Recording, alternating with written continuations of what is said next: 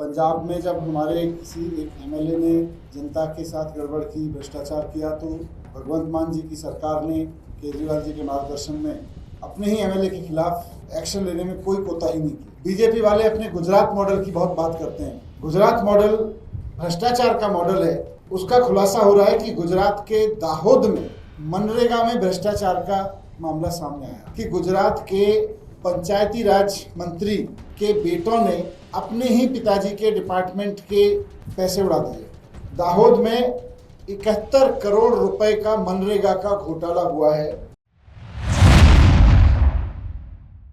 पंजाब में जब हमारे किसी एक एमएलए ने जनता के साथ गड़बड़ की, भ्रष्टाचार किया, तो भगवंत मान जी की सरकार ने केजरीवाल जी के मार्गदर्शन में अपने ही एमएलए के खिलाफ एक्शन लेने में कोई कोताही नहीं की। बीजेपी वाले अपने गुजरात मॉडल की बहुत बात करते हैं। गुजरात मॉडल भ्रष्टाचार का मॉडल है। उसका खुलासा हो रहा है कि गुजरात के दाहोद में मनरेगा में भ्रष्टाचार का मामला सामने आया कि गुजरात के पंचायती राज मंत्री के बेटों ने अपने ही पिताजी के डिपार्टमेंट के पैसे उड़ा दिए।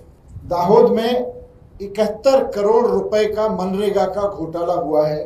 मनरेगा बनाया गया था इसलिए कि गांव के एकदम पॉवर्टी लाइन पे खड़े हुए गरीब लोगों को, जिनके पास कोई काम नहीं है, उनको रोजगार दिया जा सके और उनसे गांव में कुछ काम करवाए जा सके। लेकिन पंचायती राज मंत्री के बेटों ने कंपनियां बना के वो काम अपने हिस्से ले लिया और काम किया भी नहीं।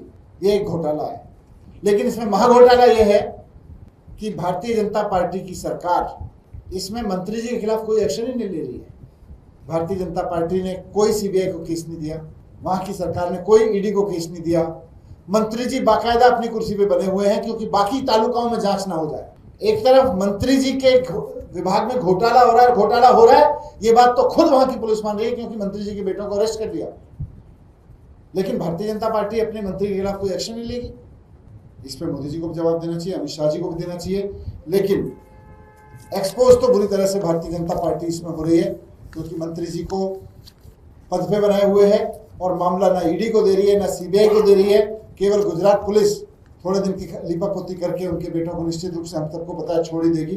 तो मैं आपके सामने यही एक्सपोज करने के लिए आज आया था कि किस तरह से आप एक तरफ पंजाब का मॉडल देख रहे हैं जहां अपनी ही पार्टी के एमएलए तक को नहीं छोड़ते हैं, और एक तरफ गुजरात का मॉडल देख रहे हैं जहां अपनी पार्टी के एमएलए के बेटों ने खूब खुला भ्रष्टाचार कर रखा है। उनको अरेस्ट भी कर रहे हैं लेकिन मंत्री जी के ऊपर हाथ नहीं उठा रहे हैं। कौन उनको प्रोटेक्ट कर रहा है, ये तो गुजरात भी जानना चाहता है और देश भी जानना चाहता है।